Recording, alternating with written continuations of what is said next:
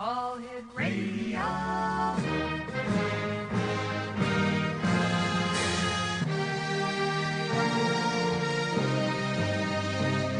Welcome to the X Zone, a place where fact is fiction and fiction is reality. Now, here's your host, Rob McConnell.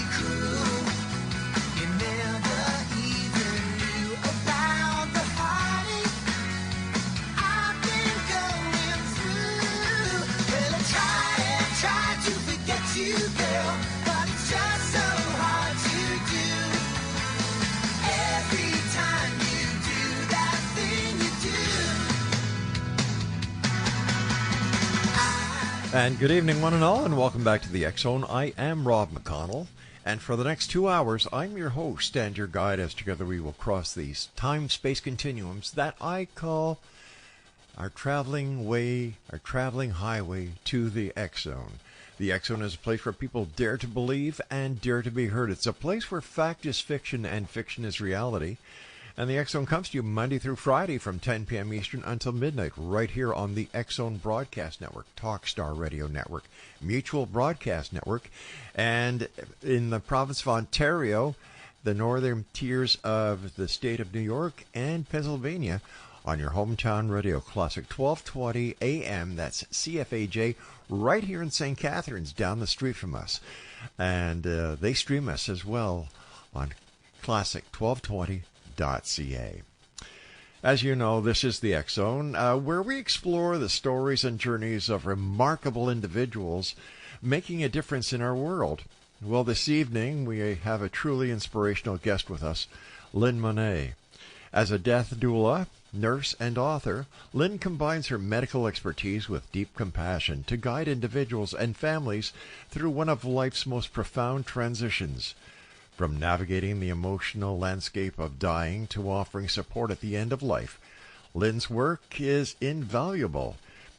She's here to share with us her insights, experience, and wisdom. And you can learn more about her work at www.lynnmonet.com. That's LYNNMONET.com. And Lynn, welcome back to the X Zone. Oh, it's my pleasure, Rob. Thank you so much for having me. Lynn, let me ask you, what was it that made you decide to do the great work that you're doing? And I don't think there are a lot of people who really understand and appreciate the very, very compassionate role that you play at a time when most people enter into a very deep, dark pit of grief. I've been a nurse for 40 years. 17 of that has been in end-of-life care. But I also have a gift of second sight that I've had ever since I was a little girl. And with that combined, I did geriatrics and end-of-life care, and I would see things during that time that people would be in that active state of transitioning between leaving the earth and moving upward to heaven or whatever you want to call it there. I call it heaven. So, and that there were some very beautiful things that occurred that I would see over and over again, or that I got to be a part of and overheard, like babies that haven't been born yet, and different things that people would talk about seeing, like loved ones coming in to collect them. So I wanted to write a book that would help take the stigma of death and dying away, and have people look at it in a different way. I mean, there's such a finality to death, and really we don't die. We just simply shed our bodies and we go on. My wife, as you may remember, was also a nurse, and she was a practicing nurse for a number of years. She retired about 5 years ago. And she agrees with everything that you've said when it comes to the end. She worked in the palliative section of a hospital in Hamilton. And I would hear her and her other nurses talking about different patients. And for the first little while, Lynn, I couldn't understand how they would talk about it in a positive way. And I'm saying, well, wait a minute, hold on here. Death. That's it. You know, the person is gone. They shed the meat suit, the consciousness or the soul goes, and away you go. And they would look at me and just smile and say, you just don't get it.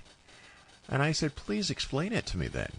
And what they would say is that they too, at the time of passing with patients, the patient would see his or her loved ones, his or her pets that have gone beyond. They would be freed of the earthly chains, and they knew at that time that they were going on another journey, that being born on this side in our suit and finally getting out of the suit and going to the next part of the life trip. I don't know if we can call it a life trip, but you know, it's just a continuation of why we are here. And the Irish have a great way of looking at the passing. They look at the person's life, and they don't mourn it. They celebrate the life. Vikings used to do the same. Why is it then that there are so many people who still look at death as final, that they get, grief? I can understand. And I was wondering, is it because they themselves, those on this side that are left behind, are really suffering their own loss and not the passing of the person into a celebratory area of a new and exciting chapter in their existence or in their soul's journey? How do you take it? Yeah, I believe that death should also be celebrated. And people, the thing that, since there is such a finality to death, people don't realize that this is not the last time you're going to see your loved ones. As you had mentioned, your wife, and I totally concur with her on all of that. I mean, you see your pets again, you see your family again. And so it's not the last time. And I think that people see it as just such a finality, and then like you said, also it's kind of a loss for them. Yes. If they could see what I have seen and what I have heard, about people, they would be so happy for them. I mean, they're healthy, they're around us more than they can even be in life, because they're not having to work and pay taxes, and they're still around us. You can feel that essence of them around you. Yeah. And if people could look at it in that way, and I also think that traditional religion has had a lot to do with that and the way that we've been taught things. I mean, how many times have you heard a child say, oh, well, there's something in my room or my closet. Exactly. And the first thing that people say is that there's nothing there. So even in the medical field, and I find this interesting, is that a lot of times when people are in that transitioning state, when they start talking to loved ones that are deceased, the people that are in physical form get freaked out about it because they're not comfortable being in the room with a dead person, even if it's a person that they know, that they knew in life, like Uncle Bob. So they come running down to the nurse's station to me to get the meds to take down to silence the patient because they're not comfortable with what they're talking about. So it's their discomfort. I also learned that many times when the person who has, turned that corner and their time is near, they're actually held back by those members of their family who just don't want to release them and let them go. I've seen that as well, or they linger, to touch base with somebody that hasn't quite shown up so that they can have that final thing. And, it is okay to grieve. However, extended grieving does kind of anchor part of them here, if that makes sense. They're multifaceted on the other side. They're doing many things, and they do everything by thought. So they just think of something and they can just go, from what I understand. But yes, that's true. If people, it is okay to grieve and feel it, but they really want you to live your life here. They don't want you to stay in that state of suffering. They want you to drop into your heart and stay in that space of love and compassion and understanding that, again, this is not the last time that you're going to see your loved ones. You will see them again. Lynn, how has your experience as a nurse influenced your work as a death doula?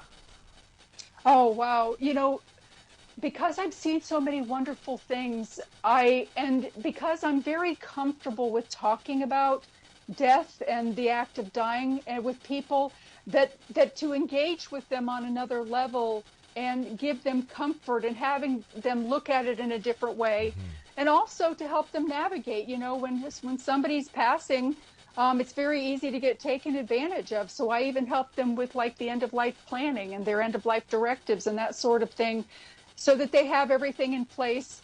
I've actually had patients that I've gone to that have been diagnosed with terminal illness, and when I've walked in, they're laying in a fetal position in their bed with their beanie on, literally waiting for death. And I'm like, wait a minute. Oh my gosh. These days are precious. This is not a time to wait for death. This is a time to get your things in order for your loved ones that are going to be staying here. If the roof needs to be fixed, it's time to get it repaired. If it's going to make it easier for the loved ones that you're leaving behind. And then I've come to the house the following week to check on them. They actually greet me at the door. They're all shaved and have nice wonderful clothes on.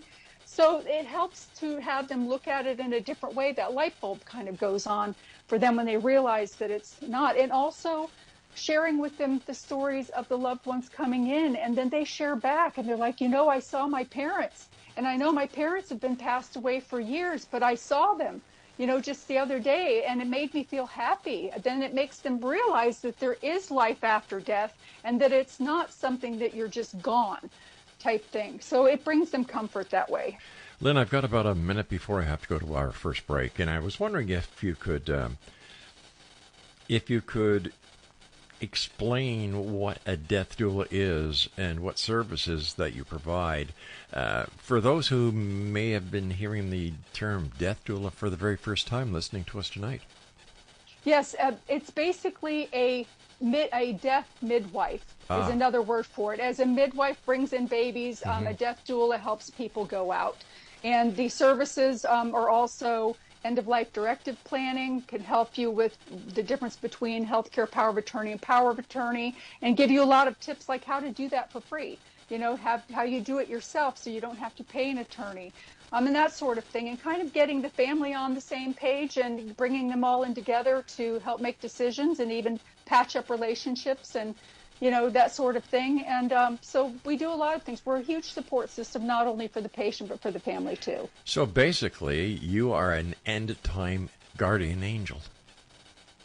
Oh, I appreciate that. I just love my work.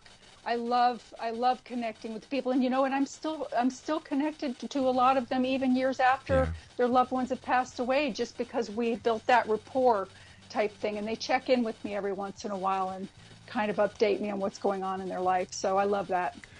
Explanation, Lynn Monet is our special guest. Her website is lynnmonet.com, and Lynn and I will be back on the other side of this very short break as the X Zone continues with yours truly, Rob McConnell, and my special guest, Lynn Monet. On the other side of this break, you're listening to us on the X Zone Broadcast Network, Talkstar Radio Network, Mutual Broadcast Network, and on your hometown radio, Classic 1220, CFAJ in St. Catharines. And they stream us on classic1220.ca. So whatever you do, don't go away.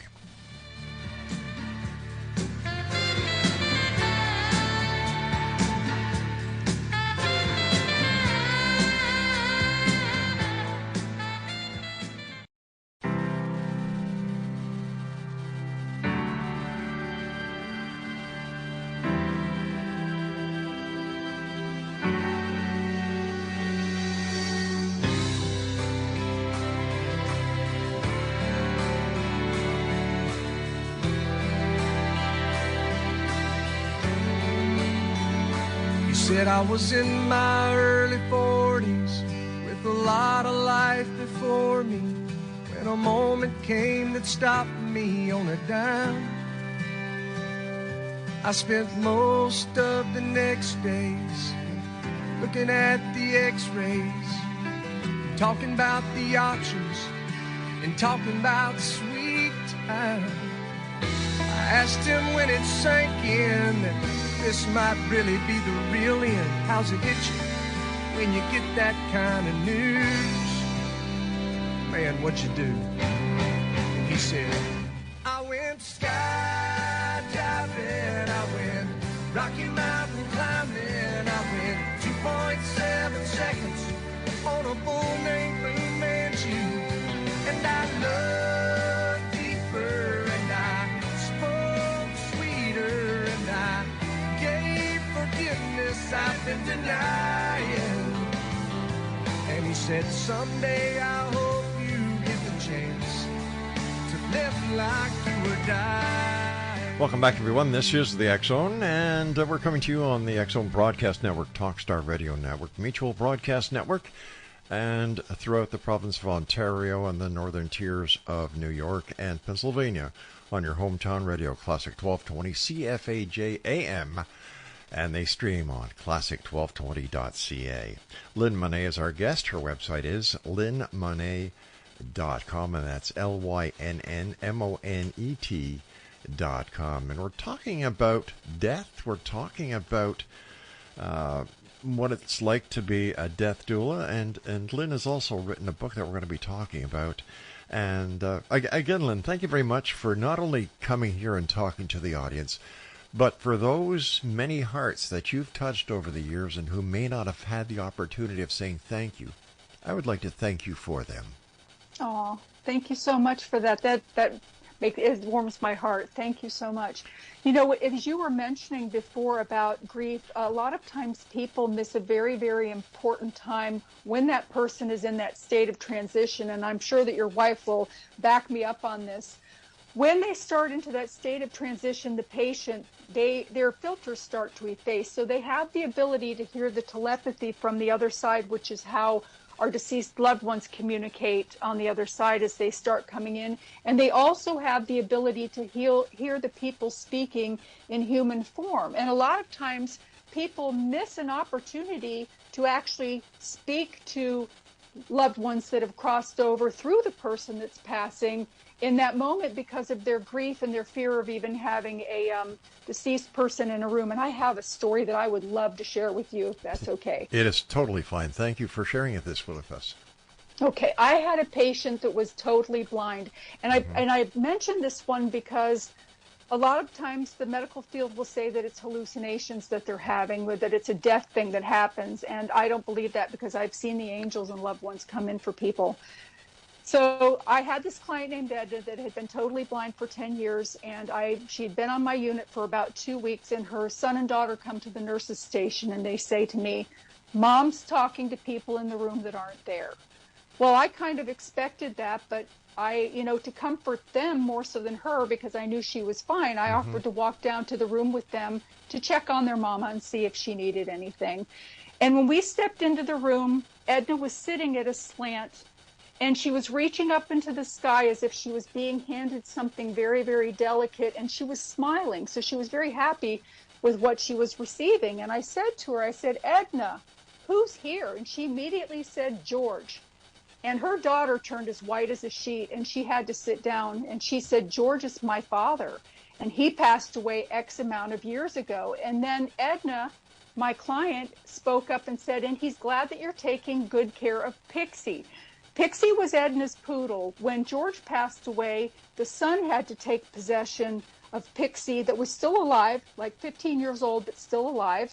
And he told me the story about it. And he said, do you think my mom's hallucinating? And of course, in a professional setting, I can't come forward and say, no, I think your dad is here. So I turned it around and I said to him, I said, do you think she's hallucinating? And he said, well, I don't know. And I said, well, do you mind if I try something? I said, I'm not trying to change your religious beliefs or anything, but it's been my experience. The loved ones do come in to collect their family members and help them transition over.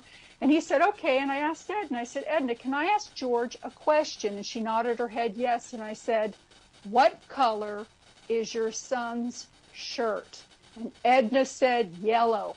Now keep in mind, and he was wearing a yellow Ralph Lauren polo shirt. Now, keep in mind that Edna was blind. She was blind. She couldn't see shadows or anything. So George had to tell her what color the shirt was. And in that moment, her son got it, and he said, hi, Dad. And he realized that his father was really there with his mother helping her to transition over. And so I left them and I said, well, if you need anything, call me and spend time with your mom and your dad. What a wonderful story. What a Yeah, wonderful and I mean, story. how can a blind person hallucinate? You know, the medical field Yeah. says it's hallucinations. It's impossible for a blind person to hallucinate. Why is it that talking about you believing somebody who could not be seen in the room was thought of being unprofessional? Well, you know, because I was working in a medical setting, and medical setting is always about give them a pill. You know what I mean? If they're hallucinating, give them a pill. If they hear voices talking to them, give them a pill.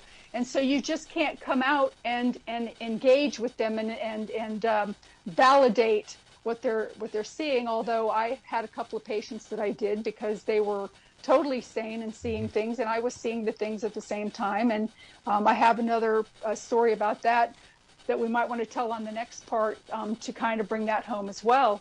But everything is about, you know, even people with mental illness. It's the same thing. Give them a pill. So you're giving the people with mental illness lithium. You're giving the people that are passing, talking to loved ones that nobody else can see but them. They're giving them Seroquel and Buspar, trying to lower their frequency, for lack of a better word. And it does. It lowers their energetic frequency because we are electric and water.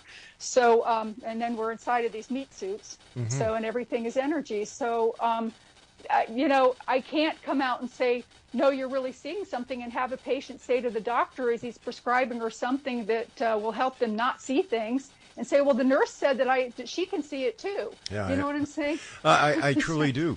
However, being the devil's advocate over here in support of these patients who, God bless them, who knows what they've gone through in their lives, and here they are at that final transitioning stage, that should we not give them more credit or acknowledge more of what they're seeing and what they're saying at this point of their life? Yes, absolutely. Absolutely. I agree with that because I can see them too. And to validate them. And it's not something that's negative. It's something that is so beautiful. When you get to be in the room during that time, the person's transitioning, even if you're onlooking or you're in there doing something, the energy in the room shifts. Yes. And you can feel this joyful love feeling that there aren't human words to express.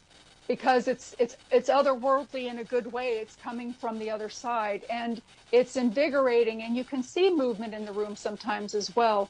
So it just, I don't know why the medical field doesn't go along with that too. But I'm hoping that with people like your wife and like me and other people too, that we can start getting that shifted into a better direction. Because you know what? I had to get to the point that I am also retired as a nurse. I just retired this past year. So I don't care if they take my license or not. So I'm going to talk about whatever I want. And I'm going to tell the truth. You know what I'm saying? So now I can talk about those things, and the repercussions are not going to come back on me. Lynn, I understand what you're saying, and I fully support what you've said and what you've done, and thank you for your service. Oh, thank you so much. I believe that the reason, and this is just my opinion, Lynn, that the medical community does not want professionals like yourself and my wife and other members of the medical community to acknowledge what the patient is seeing or the patient is hearing, because they can't explain it. It's nothing that can be replicated in a laboratory. That's true. And, you know, as from a science perspective, you know, energy cannot be created or destroyed. Right. And we are all energy. And when we leave our meat suits, that energy still exists. It just changes form. And they address the physical of what they can see, the mental of what they can hear and touch and feel. But when it comes to that energetic field that is beyond the body and within the body, they don't know how to address that because they can't touch it, taste it, or feel it. Yeah, you know what I'm saying. I certainly do, and I've had I had one member of the medical community try and slap my wrist for what I was saying and about my beliefs about what you and I are talking about, and he was very staunch and he was very arrogant. And, what would I know? I'm not a member of the medical community. I didn't go to university for 8 years. I don't hold an MD or a PhD. And, after he calmed down, I said, well, can you answer me one thing then, doctor? Do you go to church? Do you pray? And he said, of course I do. I said, then what evidence do you have of there is somebody actually listening to you when you pray? Or that any of these miraculous events that happened in the Bible really did happen? You can't see it, you can't explain it, and yet you believe it. And then there's a person who is getting ready to pass on from one part of his life to another part, and because you can't see it, you can't hear it, to you it doesn't exist. Why the double standard? Yep, exactly. And I have so many events that have occurred that can validate the fact that loved ones do come in. I have a lady that I call her Abigail in my book. Why don't we do this? I've got about 50 seconds before I go to the break, and I didn't want to disturb you because these are testimonials from a professional. You. This is first-hand evidence. This isn't hearsay. This isn't a story. This is a fact. And when we come back from this very short break, Lynn Monet will be sharing another story with us. We're also going to be talking to Lynn about her book and much more.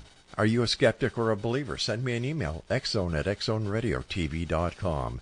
And on all social media sites, X-Zone Radio TV. And to all the people on X.com who are a little upset with me because of my views and because I don't cater to their beliefs when it comes to politics, when it comes to science, when it comes to medicine, when it comes to the news, the fake news, I'm not going to apologize. Because I believe if it's good enough to think, it's good enough to say, as long as you could substantiate what you're saying. And that's all I'm trying to do. As a police officer, I learned one important lesson. There are 3 sides to every story. His side, her side, and the truth. And what I try to do here in the X-Zone, Monday through Friday, is bring both sides of a story to you, our listeners, the members of the worldwide X-Zone Nation, so that you can form your own opinions and beliefs. I'll be back on the other side of this break as we continue here in the X-Zone. So whatever you do, don't go away. I'll be right back.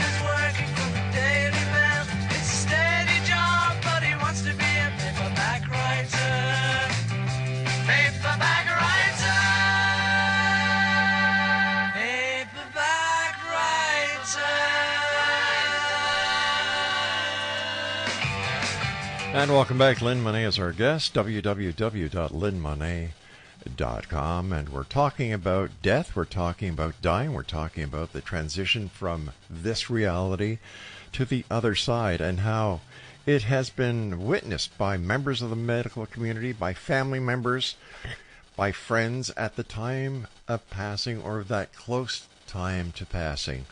There is a certain look that happens to the patient if they're conscious. They get there's an electricity in the air. There is a feeling that a heavy weight is being lifted. The patient and sometimes the people who are in the room as the patient is getting ready to pass, They see friends. They see members of the family, pets. In my opinion, based on the hundreds of people that I've had the pleasure of talking to here on the show over the 35 years I've been doing it, people like Lynn Monet, I believe that there is more to life than we will ever understand at this point. I was at a school one time, and the teacher asked me if I could explain to the 9th graders how I see what happens at a time of death. I said, Mother Nature has been trying to tell us about every part of our lives, but for some reason we don't want to take a look at nature because it may be so simple. So let me give you this example. As a little caterpillar that starts off at a larvae, progresses through his life or her life, they get bigger and they do what caterpillars do. And then there's a time when this part of the caterpillar's life is coming to an end. That caterpillar spins a cocoon. I look at the caterpillar as that point the caterpillar is, if you'll excuse the expression, has died. But something very fascinating and marvelous happens within the cocoon. What went into the cocoon was a live caterpillar that died and was transformed into a beautiful butterfly. That's the way that I look at death. As we get closer to the time of our death, before we shed the meat suit that carries our very essence, our soul, we too change like that butterfly did, that caterpillar. And when we emerge on the other side from where we are going to start the next chapter of our existence, this is where we are now changed from this person who died on this side, has transformed and brought across to the other side by friends and loved ones. And Lynn, does that make sense to you? Oh, that is a beautiful analogy. And the thing is this life is just a drop in the bucket. Yeah. Life really doesn't start until you die and you cross over. It's more of a rebirth than a death. So, I totally agree with that. And, there are so many things as a nurse that I've been able to be part of that I'm so grateful for. I'm seeing people with Alzheimer's having those lucid moments right before death, hearing loved ones talk about babies that aren't being born, and also, people talking about their loved ones coming in and actually having some humorous examples as well of things. But all of them have had this consistency of seeing loved ones and angels coming in to collect them. And some of them that have been close to death have even seen other people's angels and loved ones come in and have commented on that. And I had a lady with Alzheimer's that had not spoken for 3 years. She had, I had remembered her, and if you'd like me to share the story, I would love to. I would, please. I would like to say first that a person with Alzheimer's, their soul is intact. So this mental thing that happens with them is their soul is still perfect. So anyway, I was at the nurse's station. I had this lady named Shirley that was kind of strolling along in her wheelchair, and she parked in front of the nurse's station looking down the hallway.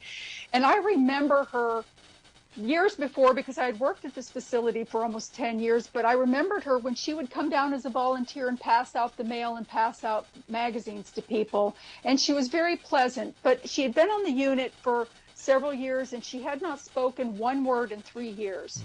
So she's sitting there in front of the nurse's station, and I walked to the back to get my things in order to start my med pass, and all of a sudden I overhear somebody yelling out, "Take me home, please, please take me home."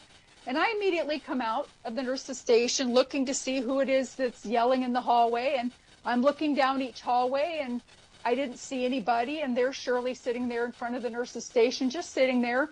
So I assumed that either a CNA or another nurse had stepped in and addressed the issue with the person that was hollering out. So I turned around and I went back into the nurse's station. And just as I hit that doorway going back into my area, I hear again, take me home, please, please take me home. And I turned around and it was Shirley.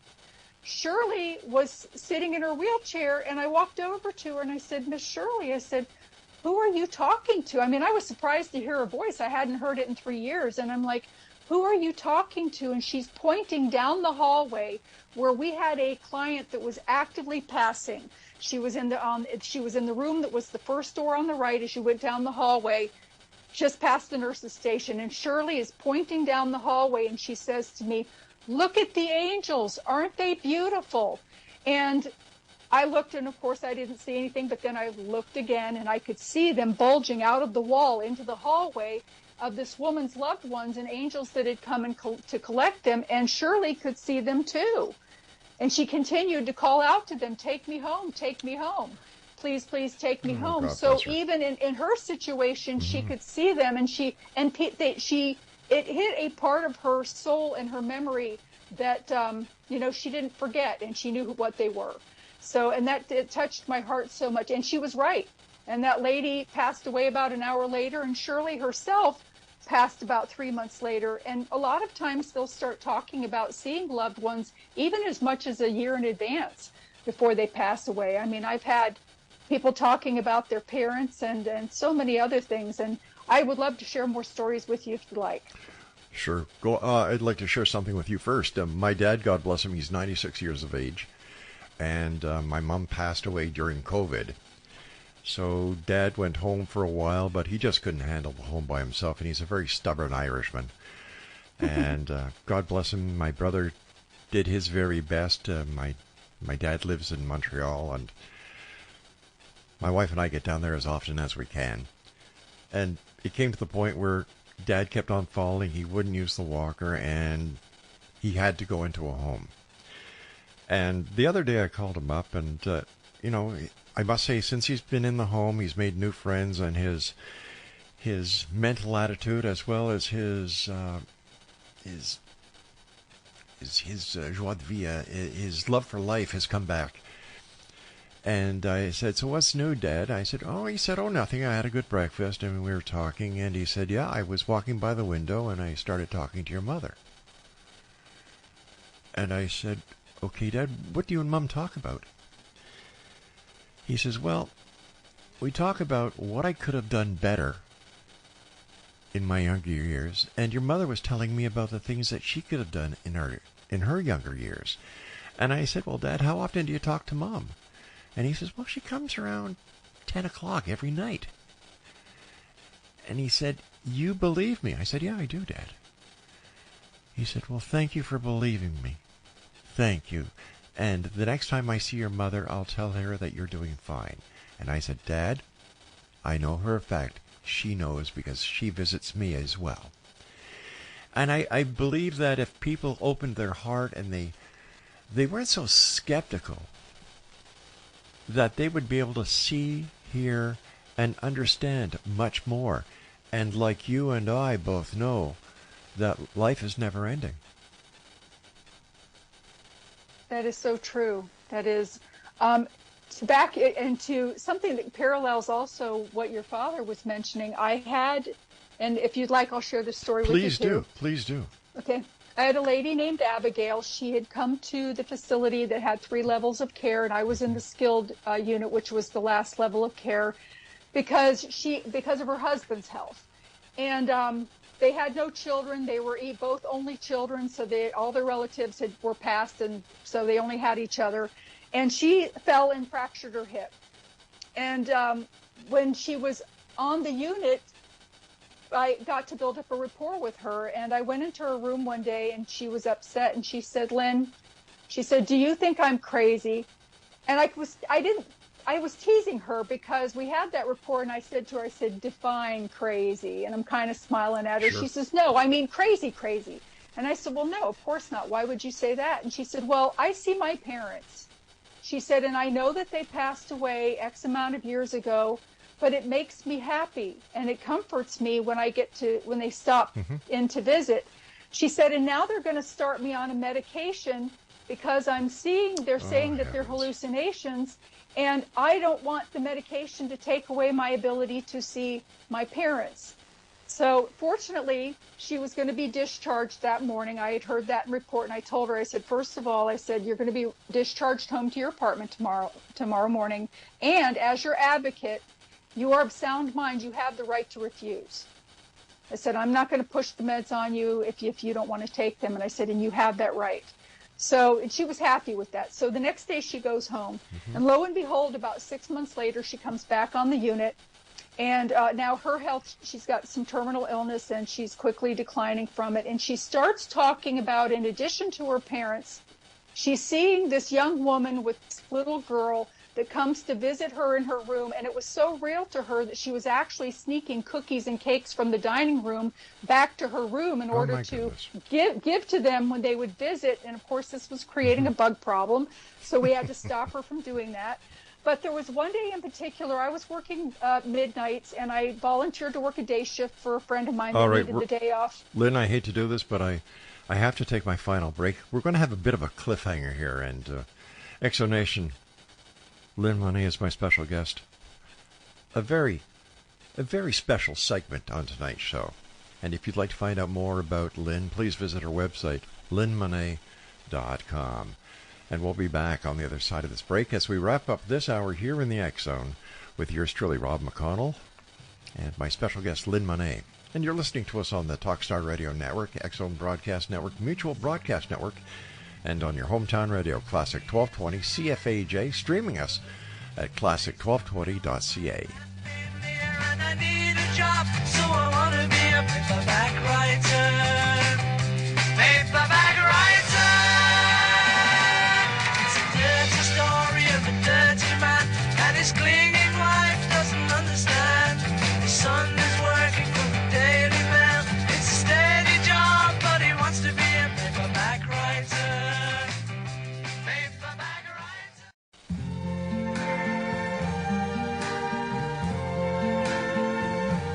I see trees of green, red roses too. I see them bloom for me and you. And I think to myself, what a wonderful world.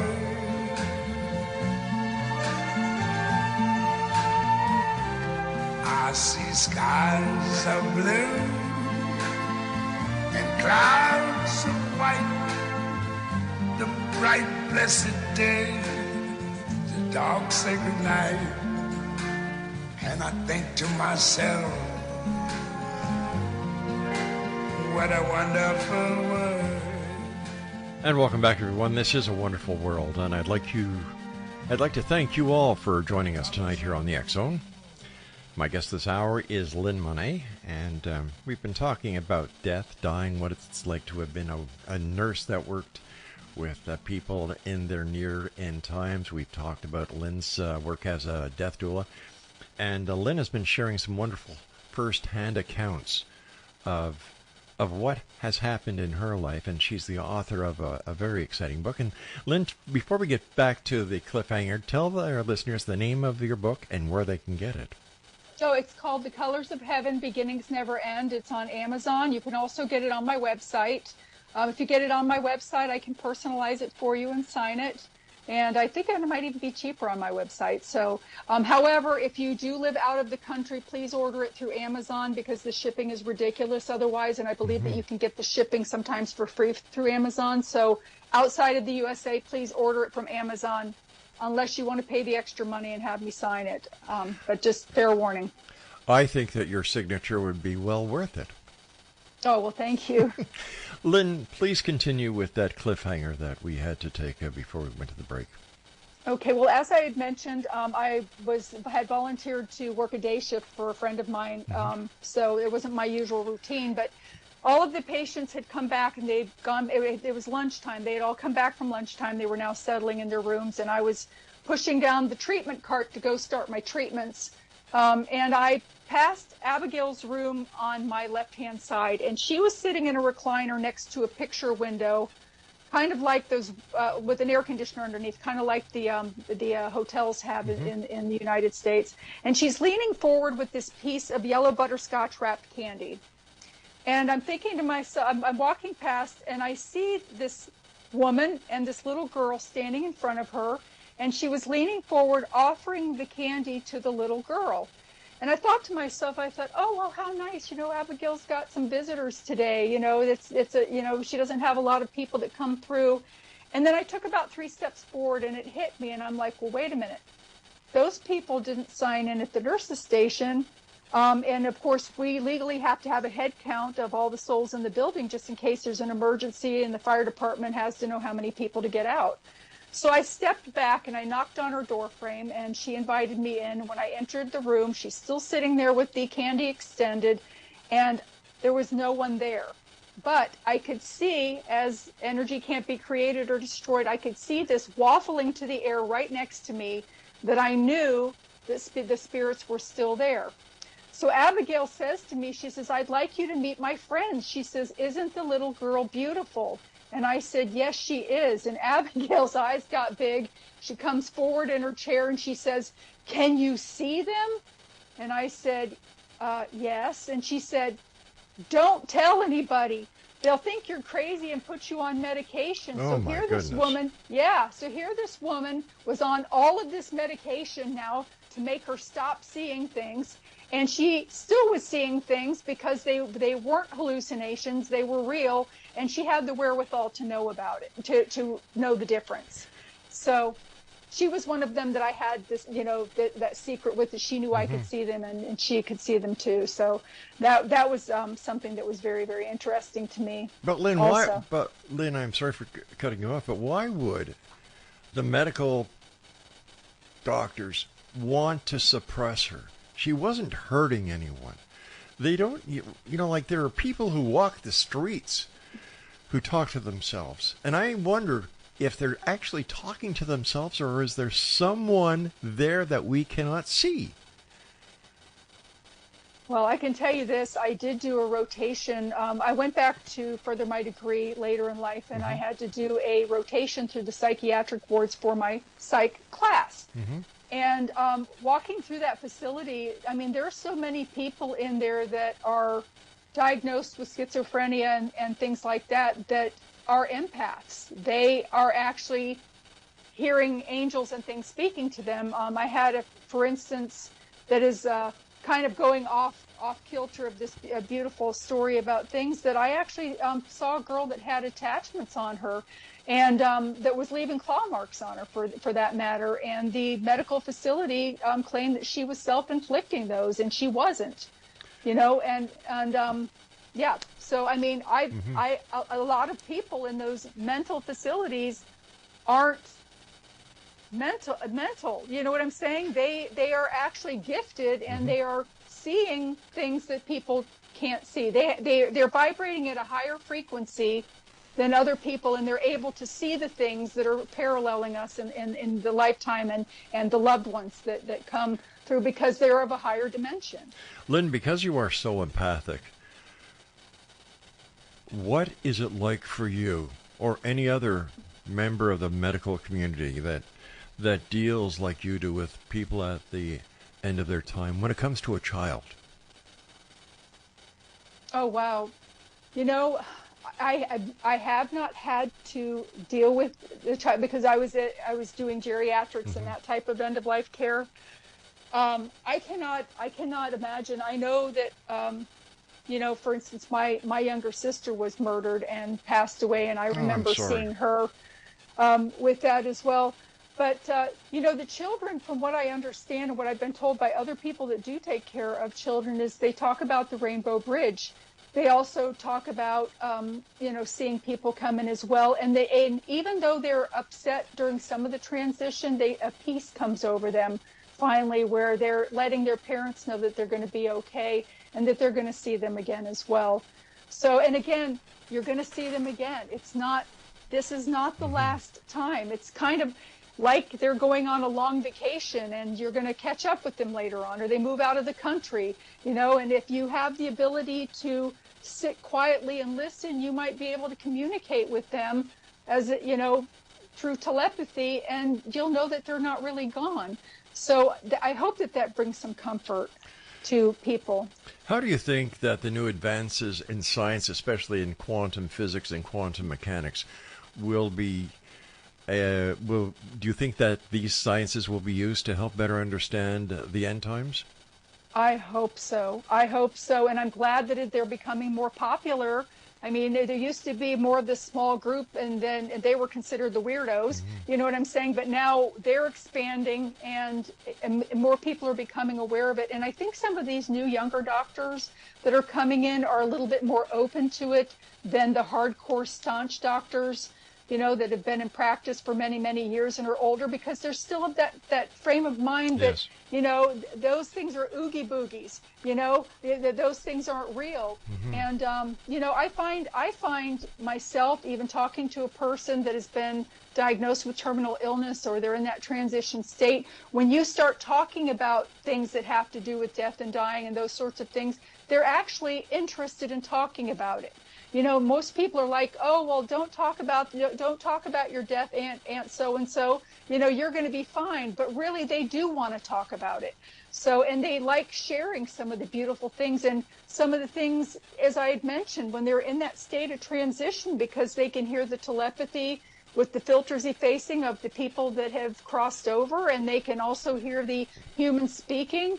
There's a lot of times that if Uncle Bob, say, for instance, is in the room, you can ask him where the clock is, and the transitioning patient can answer for you, because she can hear the telepathy and she can speak in physical terms.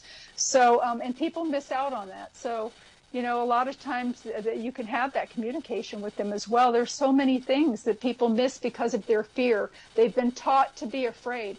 Children, when they're born and they come in, they're not afraid. They talk about seeing things too, mm-hmm, usually up until 5 years old. And yes, it's the conditioning that they receive and the nurturing that they receive in their families that puts that light out. So, and all of that reopens on the flip side. So they learn to be afraid. And I think that's kind of where the medical field comes from too. Plus, having to do things a different way for the medical field too. Like, for instance, I'm sure that there's been a treatment for cancer for many, many years, but they don't want people to be healthy because they make more money if they're sick. So, even that with the spectrum of the dying end, if they can give them a pill and treat it, that makes Big Pharma happier. It also makes the hospital administrator happier, because the longer that the patient is in the hospital, the more money the hospital is making. Absolutely. Yeah.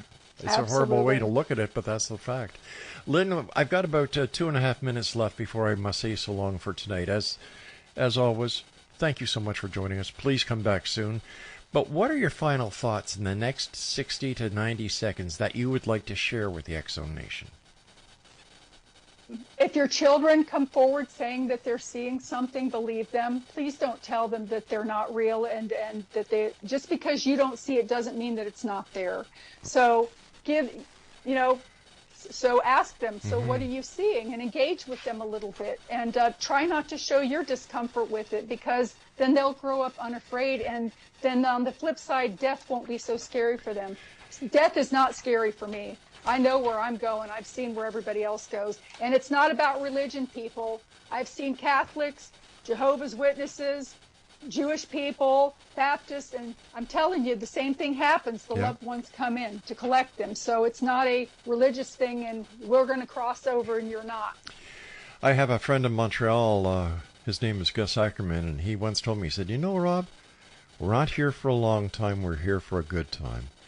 And I've always remembered that. But just talking about the children, and not making fun of them about if they're seeing something, or get angry with them if they say that they see grandma, that they see, or if they have an invisible friend. Don't take a negative attitude towards them, because after all, you as a parent also are guilty of this, because you teach them about a cow that jumps over a moon, a lady that lives in a pumpkin. Let me see, you've got a rabbit that hides eggs and everything at Easter. You've got leprechauns, and you've got Santa Claus. So That's why right. should we be so negative with our children or anyone at that time? Lynn, thank you so much for joining us. A pleasure talking to you, and I look forward to the next time you're back here with us in the X-Zone. Oh, I thank you so much for having me. It's been my pleasure. X-Zone Nation, what a powerful discussion we've had with Lynn Monet. Her insights as a death doula and nurse offer us a deeper understanding of life, death, and everything in between. Now, I hope that you found her perspectives as enlightening as I did. And remember, for more information about her work and access to her resources, her book, and much more, visit www.lynnmonet.com. I'll be back on the other side of the short break as hour number 2 of the X-Zone with yours truly, Rob McConnell, starts right now. Don't go away. We'll be right back. Red roses too, I see them bloom for me and you, and I think to myself, what a wonderful world.